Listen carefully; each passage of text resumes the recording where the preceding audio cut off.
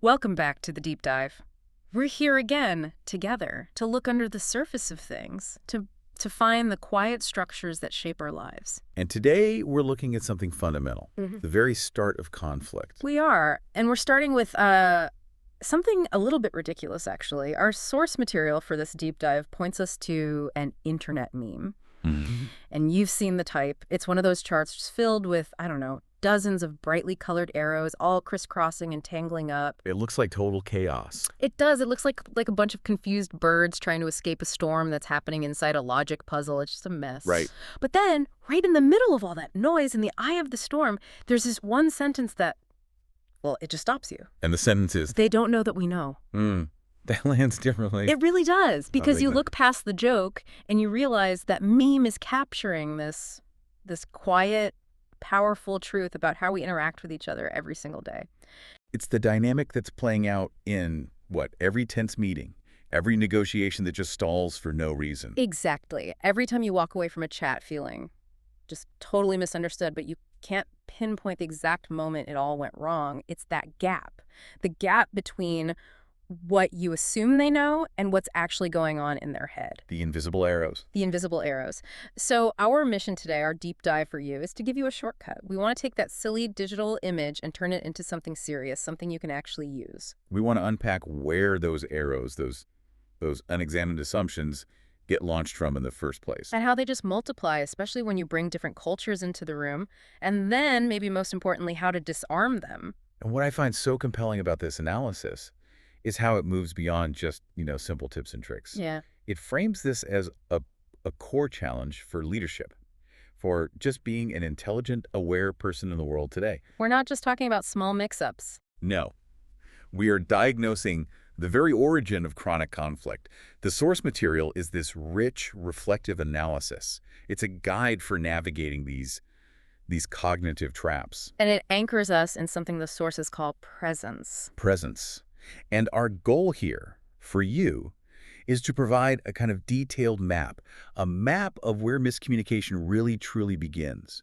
Because once you see that starting point with real clarity, you find out that clarity isn't about being right or winning an argument. It's actually an act of kindness, a profound kindness. It's a gift you give to the other person. Yes. You relieve them of the burden of the stories they've been carrying. So let's start there. Let's start at ground zero. If these invisible arrows are flying around, where?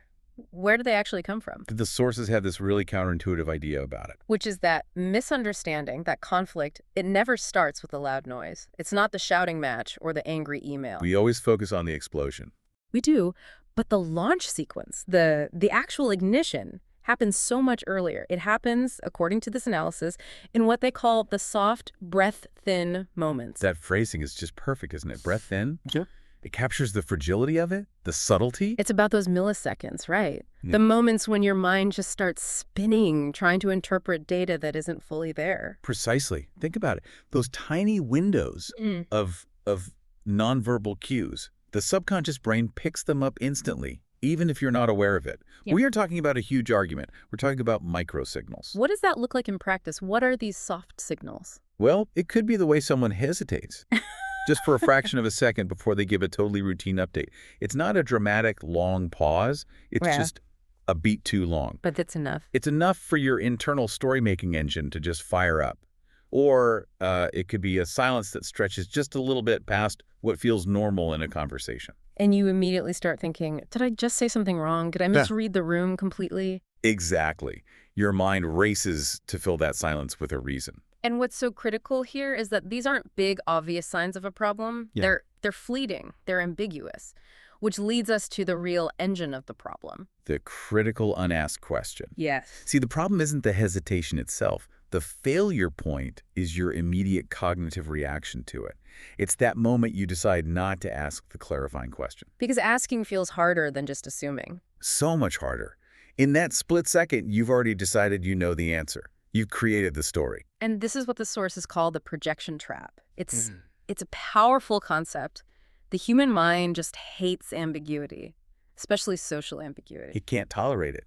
So when there's a void of information, that tiny silence, that slight hesitation, we rush to fill it. We fill it with a story.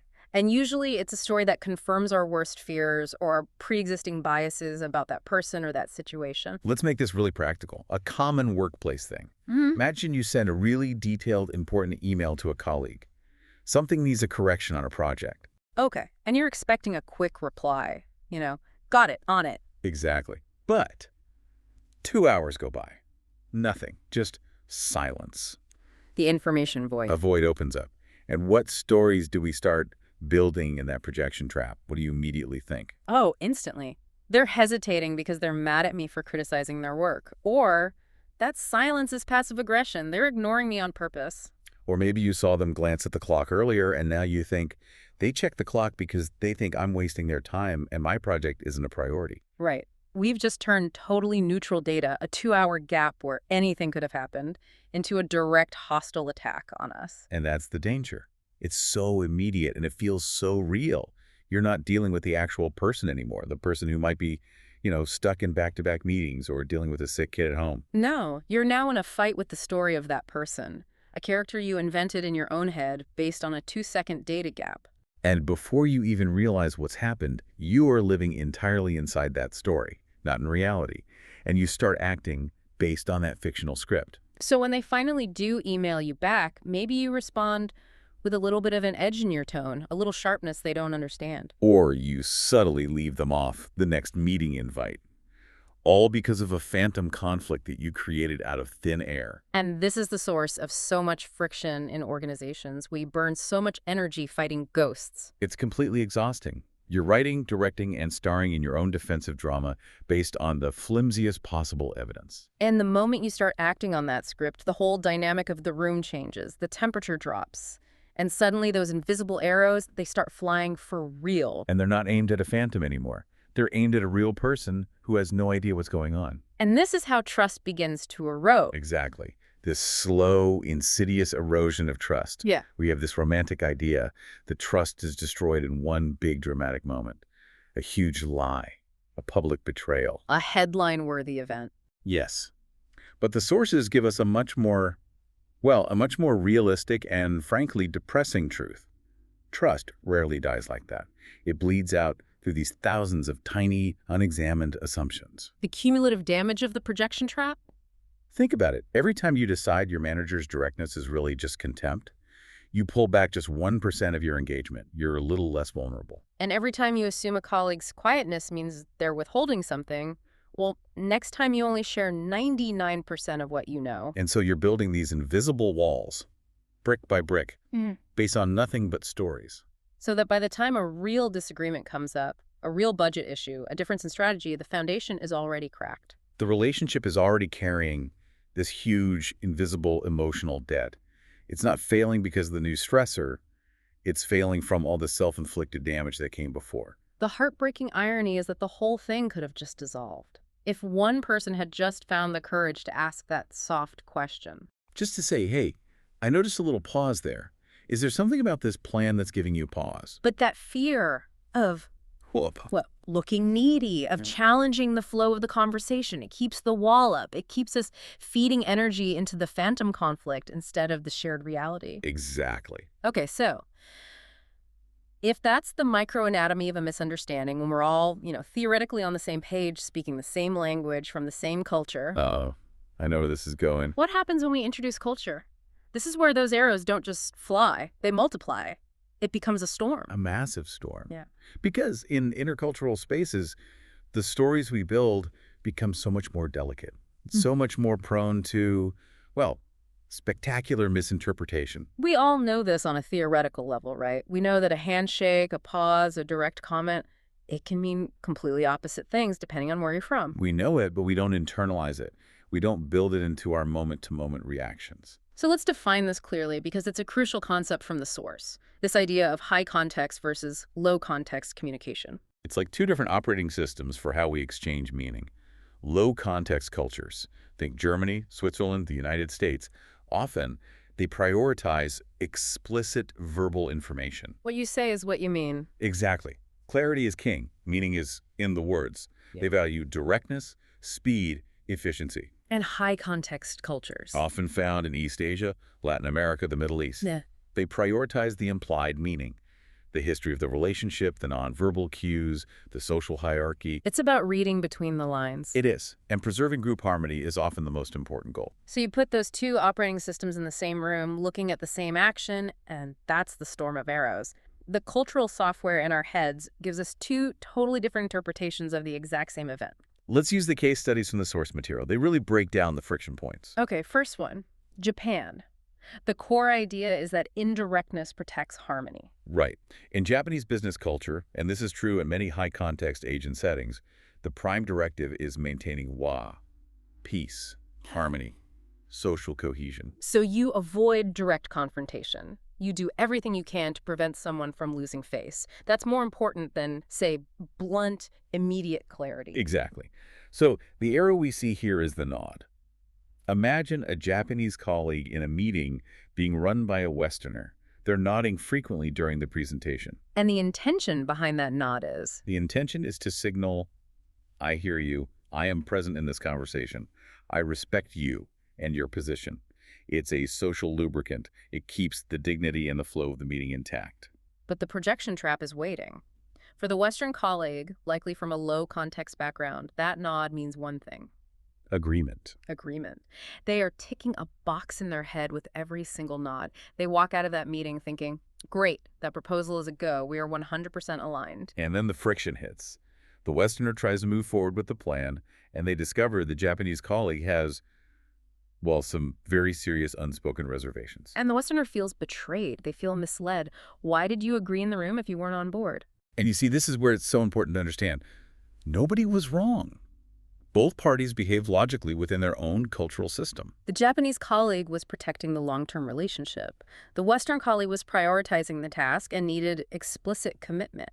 The entire misunderstanding happened in the interpretation of the meaning of the nod, not the nod itself. It's a clash of systems. Okay, second case study. Yeah. Let's go to Germany. Here, the idea is directness protects clarity. A very different system. Yeah. In many German contexts, communication is analytical, precise, explicit. The goal is to eliminate all ambiguity.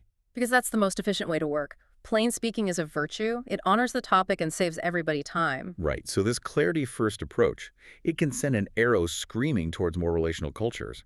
Imagine a German colleague reviewing a report and saying, very bluntly, this section is insufficient and must be rewritten. It does not meet the standards. The intention is purely analytical. Purely. Fix the technical problem as fast as possible. But the person on the receiving end, maybe they're from the US, where we often use the feedback sandwich, positive, critique, positive, or from a Latin culture where you build the relationship first, they hear something very different. They hear aggression.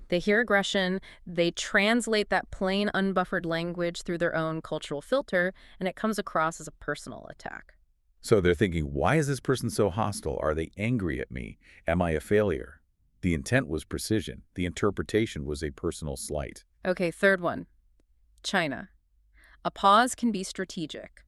A moment to choose words with care. In many East Asian traditions, the ability to pause, to reflect, to make sure your words are chosen with respect and nuance, that's a sign of wisdom, of competence. So the pause isn't an empty space. No, it's a moment of intense cognitive work. You're weighing the impact of your words on everyone in the room. The friction, then, comes when that pause is seen by a culture that values verbalizing the thought process.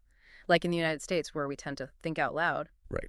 We value a rapid, fluid pace. Yeah. So if a Chinese colleague takes 10 seconds to formulate the perfect, most respectful response, the American colleague's brain starts to fire off arrows. they've lost interest.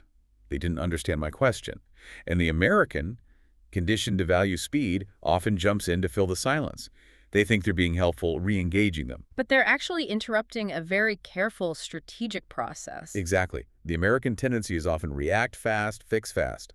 The strategic pause is about reflect carefully, respond accurately. Both are logical. They're just operating on completely different clocks. Okay, last one.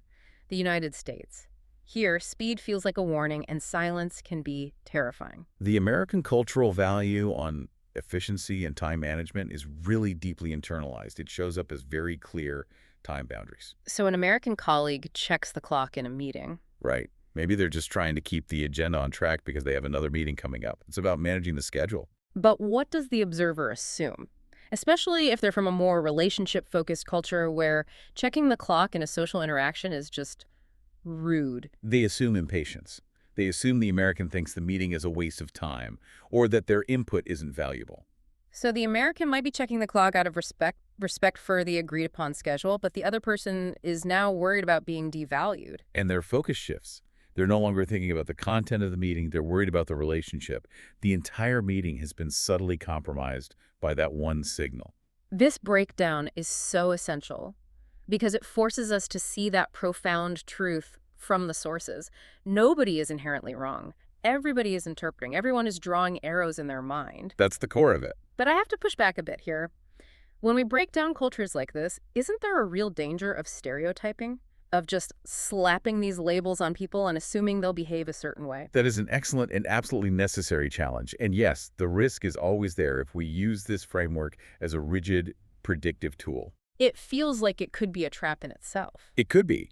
The point of this deep dive isn't to say all German people are blunt or all Japanese people will nod when they disagree. The point is to give you a hypothesis for interpretation. Okay, a hypothesis. What do you mean by that? It means when you see a behavior that seems confusing or illogical from your perspective, like the nod without commitment, you now have a high probability alternative explanation. So instead of jumping to a negative conclusion, Instead of your gut reaction being, they lied to me, your new, more informed hypothesis is, this behavior might be rooted in a cultural value that prioritizes harmony over explicit clarity. then that changes everything. It shifts your response from anger to curiosity. Exactly.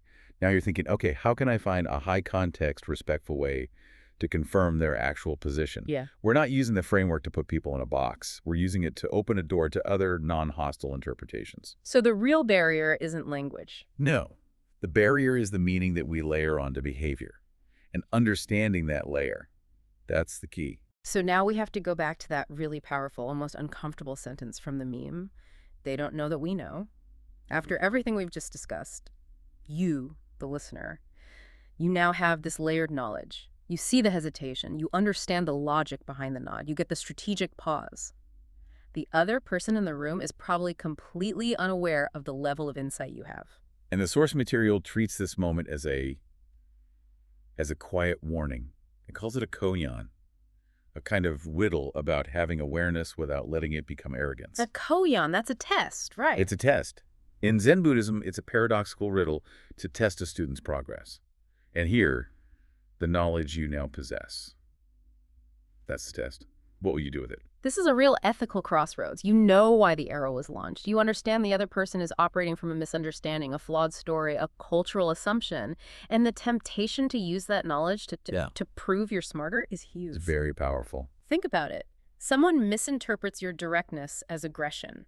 And you know what's happening. You could so easily say, you're misunderstanding my German efficiency for hostility, which, shows a lack of cross-cultural training on your part. That's using knowledge as a blade. It is. It's a move to corner them, to expose them, to win the point. And it makes the entire interaction toxic. It just puts them on the defensive. The higher path, the one that actually builds trust and real relationships, is understanding without turning that insight into power. It's a kind of sophisticated presence, without any of the superiority that can come with it. So practically, what does that actually look like? Yeah. The source gives us this beautiful idea, the state where the ego stops performing. The performing ego. Our performing ego needs to be right. It needs to defend itself against every perceived attack, whether that attack is real or just one of those phantoms of the projection trap. And when you stop performing, the whole game changes. You don't feel that frantic need to rush in and correct their story. You don't expose their flawed assumptions in front of the whole team. You don't play those clever little games where you wait for them to make another mistake just so you can prove your point. Instead, you do something much softer, but far more powerful. You hold the space open. You hold the space open long enough for the truth to walk in by itself. I love that.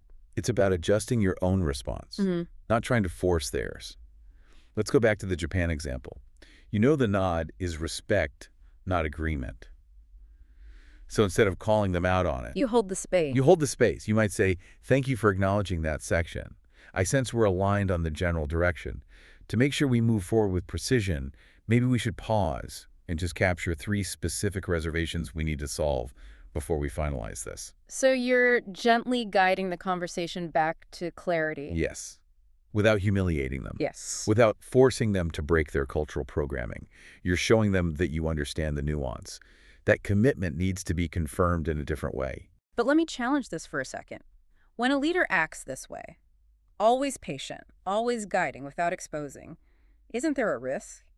A risk that the other person, the one with the wrong story, sees that patience as weakness. Or even as manipulation, like you're just waiting for them to mess up. Exactly. It's a legitimate concern if that presence is just a tactic, a one-time transactional move.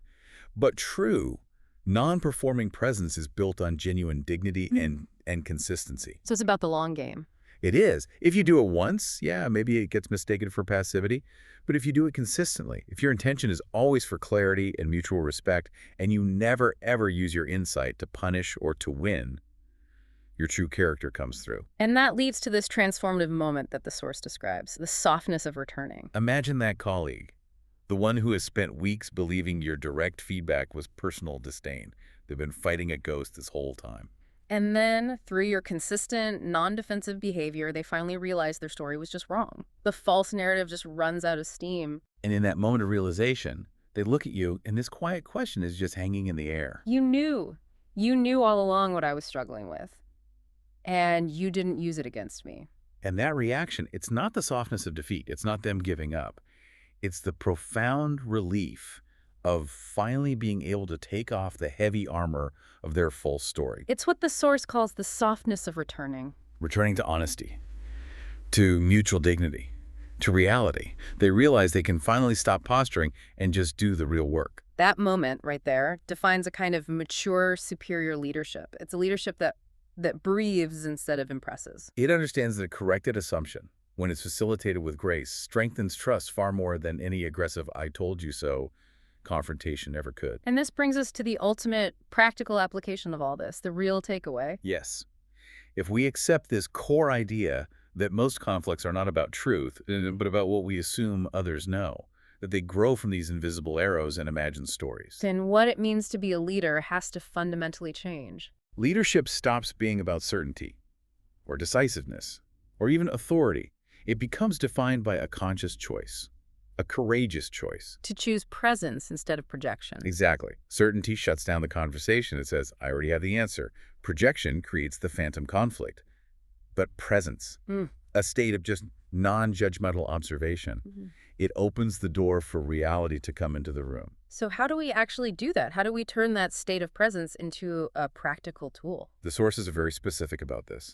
True leadership requires the courage to ask gentle questions. Gentle questions. Why gentle? Because when someone's defenses are already up, any hard, direct question just sounds like an interrogation. It makes them double down. Gentle questions are like surgical tools. They're designed to loosen the invisible walls, to dismantle the projection trap without causing more damage. And it requires the leader to be vulnerable first, to be curious, which is often way harder than just being certain and giving orders. It is. So let's spend some real time on the 3 specific, powerful questions the sources give us. Yeah. Because these are absolute game changers. They are engineered to shift the entire emotional weight of a room. Okay, the first one. This one directly addresses the confusion in that they don't know that we know dynamic. It tackles the assumed knowledge gap. The question is, what do you think I know? That is brilliant. It just completely flips the script. Instead of the leader trying to clarify their own position, which can sound really defensive, you ask the other person to articulate their assumption about you. You're forcing that invisible arrow, that presumed knowledge, out into the open. Imagine a leader gets a vague defensive email from an employee about a project delay. The conflict is probably rooted in the employee's head. They're thinking, my boss already knows we missed the target, but she's pretending she doesn't, which means I'm about to get blamed for it. Right. So instead of asking, why is this late, the leader asks, what do you think I know about this delay? And that forces the employee to voice the assumption. They have to say, well, I assume you've seen the final numbers, but I thought maybe you didn't realize how much time we lost on that initial testing phase. And boom, the mismatch is right there on the table. The leader can respond to reality, not the assumption. I have the numbers, yes, but I had no idea about those testing hours. Thank you for adding that context. The conflict just dissolves. It goes from being an assumed confrontation to just a simple exchange of information. Okay, the second question. This one is maybe the hardest one for leaders to ask. It requires real vulnerability. It addresses fear head on. The question is, what are you afraid to tell me? That just cuts through so many layers of professional posturing. It does, because we know that in high-stakes environments, nobody calls fear fear. It gets disguised as resistance or overcomplicating things or just endless hedging. An employee is afraid to admit they made a mistake with a client. Or they're afraid to say that the new strategy everyone loves is actually deeply flawed. But let me ask you, what's the risk for the leader in asking that? If you're in a culture where vulnerability is seen as weakness, doesn't that question open you up to being, I don't know, manipulated or losing control of the room? The risk is definitely real, but the potential reward is exponential. Yeah. A leader who asks that question is making what we could call a trust investment. The trust investment. Yes. You might hear things you don't want to hear, things about your own blind spots or real problems in the organization. But look at the phrasing. What are you afraid to tell me? Not, why aren't you telling me? That's a key difference. It is. The leader is taking ownership of creating psychological safety. You're signaling, I get that this system, or maybe even I, might have created fear here, and I'm putting your safety above my immediate need for the information. That validation is like a safety valve. It is. It often diffuses the fear enough for the real critical information to come out. A leader who can handle hearing uncomfortable truths gains a level of loyalty and strategic clarity that you can never get through force. Okay. And the third question. This one is designed specifically to dismantle the projection trap we talked about at the beginning, the stories we invent. The question is, what story have you created about me that I haven't earned? That is just masterful. It acknowledges that we all do this. It accepts the universal human tendency to build stories from scraps of data. But then it immediately asks the other person to separate their imagination from the earned reality of who you are. It forces them to look at their own projection. So the ghost has to finally materialize. If your colleague assumed your German directness was aggression, this question makes them say it. They have to articulate it. Well, the story I created was that your unbuffered critique meant you were personally angry with me. And that gives the German colleague the opening to respond with reality. With earned reality. Thank you for sharing that. I want to be clear. I am never personally angry with you. My communication style is designed for analytical clarity. My critique is always about the work, never the person. And the invented story, the aggressive phantom, it collapses as soon as it's confronted with an earned reality and a clarified intent. And the impact of asking these gentle, courageous questions is that they change the entire energy of the room. They stop the invisible arrows from flying because you're creating a culture of inquiry instead of assumption. You replace that defensive certainty with proactive curiosity. Which leads us to that elegant summary from the sources, this new equation for how we should think about communication. First, clarity becomes kindness.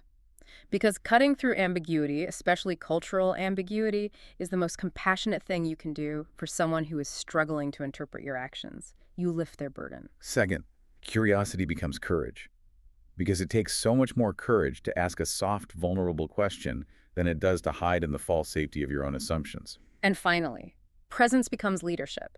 Because being truly present, non-reactive, non-judgmental is the only state from which that real clarity and that real curiosity can actually flow. So cultural communication, in the end, isn't about memorizing a list of rules for every country. No. It's the courage to consistently choose curiosity over certainty.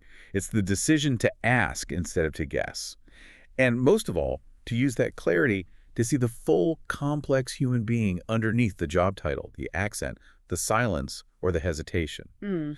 So today we've really journeyed through the whole architecture of conflict, from those tiny micro-hesitations where we build our personal stories all the way to those intercultural storms where core values like harmony and clarity can just violently collide. And we ended with a new definition of leadership, one that understands that knowledge isn't a weapon to be used, but a gentle lever to guide a relationship back to honesty. The synthesis is pretty clear, I think. The energy we waste navigating these invented stories and invisible arrows is it's exhausting and it's completely unproductive. Clarity, when it's facilitated by these courageous, gentle questions, is truly the greatest act of kindness we can offer. Because it saves all that wasted energy. And it builds the real earned trust that our organizations and, frankly, our relationships are starving for. We come back one last time to that chaotic meme, the crisscrossing arrows and that challenging message. They don't know that we know, but now, after this deep dive, that message is inverted for you, the one holding this insight. You now know how the system works. So the final thought we want to leave you with, the quiet challenge to carry into your next meeting, your next difficult conversation is this. When you feel that tightness in your chest, that hesitation, that absolute certainty that you know what the other person is thinking, just pause. We become more human and certainly far more effective the moment we stop pretending we know what's in other people's minds and instead start building the courage to simply ask, what unearned assumption are you carrying about a colleague right now? And what gentle question will you ask today to cut those arrows before they can ever wound the relationship?